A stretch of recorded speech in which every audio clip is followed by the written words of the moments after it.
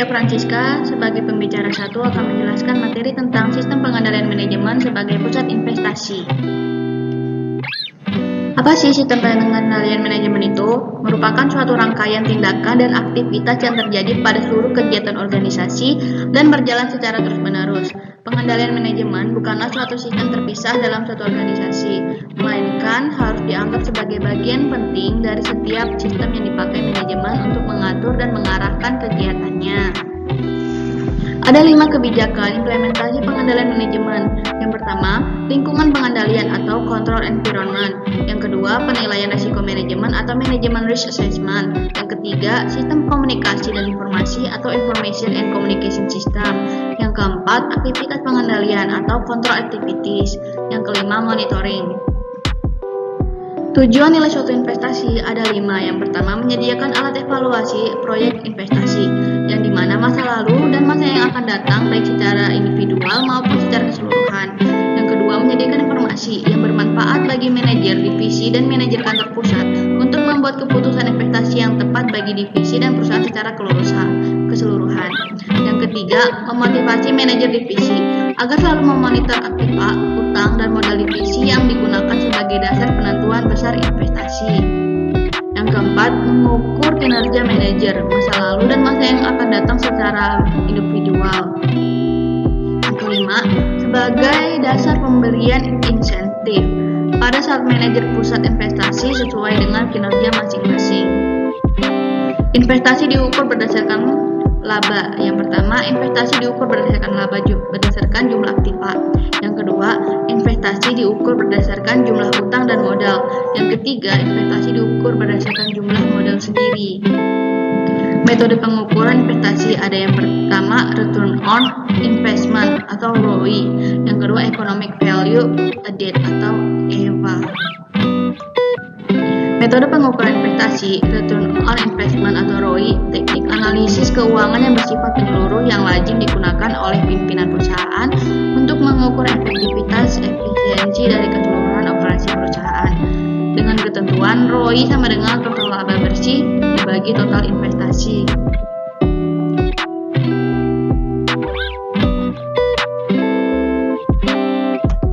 Yang saya pembicara 2, nama saya Arjuni Novianto.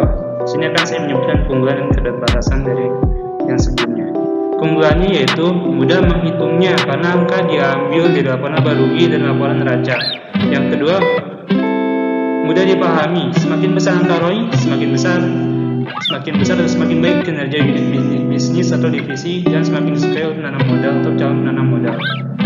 Yang ketiga, mendorong manajer untuk memfokuskan pada hubungan antara penjualan, beban, dan investasi.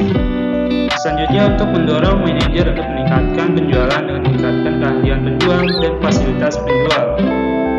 Yang terakhir adalah mendorong manajer untuk meningkatkan efisiensi biaya perusahaan. Selanjutnya adalah keterbatasannya. Yang pertama, ada beberapa cara menghitung tingkat pengembalian investasi atau return on investment sehingga sulit untuk menentukan angka ROI yang akan digunakan sebagai standar untuk mengukur kinerja perusahaan. Yang kedua, ROI tidak menghitung laba menurut nilai waktu dari uang, sehingga hal ini menyebabkan keputusan yang diambil kurang tepat. Yang ketiga, manajer atau kontrol pusat investasi cenderung untuk menolak investasi yang dapat menurunkan angka ROI pusat tanggungannya pada jangka pendeknya, walaupun investasi tersebut akan meningkatkan kemampuan laba perusahaan secara keseluruhan. Yang terakhir adalah manajer pusat hanya bergantung dan ROI jangka pendek tanpa memperhitungkan kepentingan jangka panjang. Selanjutnya, metode pengukuran investasi atau economic value added atau EVA, yaitu ukuran keberhasilan manajemen perusahaan dalam meningkatkan nilai tambah atau value added perusahaan. Dalam metode EVA akan memperoleh perhitungan ekonomis yang aktual karena EVA dihitung berdasarkan biaya modal data terlibat. Sini ada rumusnya, yaitu EVA yaitu laba bersih sebelum pajak dikurang beban modal. Selanjutnya EVA laba bersih operasional net operating profit dikurang beban modal atau capital charge dibagi beban modal atau capital charge sama dengan biaya modal atau cost of capital dikali modal kerja yaitu atau capital employed.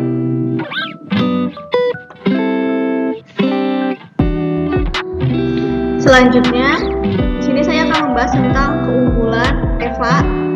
Yang pertama tuh ada EVA mudah dihitung dan mudah dipahami. Yang kedua kedua, Eva menggambarkan arus kas perusahaan yang sebenarnya yang memfokuskan penilaiannya pada nilai tambah dengan mengikutsertakan biaya modal sebagai konsekuensi investasi yang tidak dilakukan pada pendekatan akuntansi tradisional.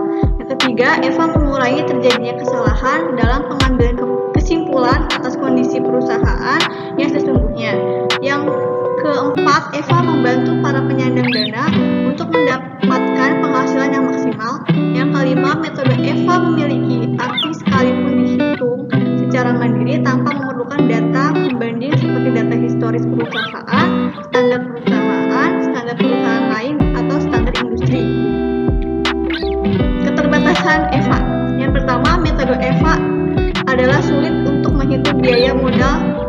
Yang kedua, sumber daya, waktu, tenaga yang besar untuk mendasarkan penghitungan biaya modal, dan jika terjadi kesalahan penghitungan biaya modal akan mengurangi manfaat Eva.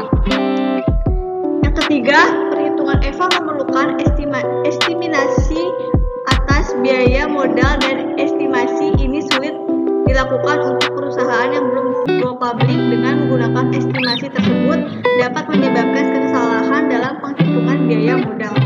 Yang keempat, Eva sulit diterapkan pada perusahaan yang beroperasi pada negara yang kondisi perekonomiannya tidak stabil dengan tingkat suku bunga yang berfluktuasi.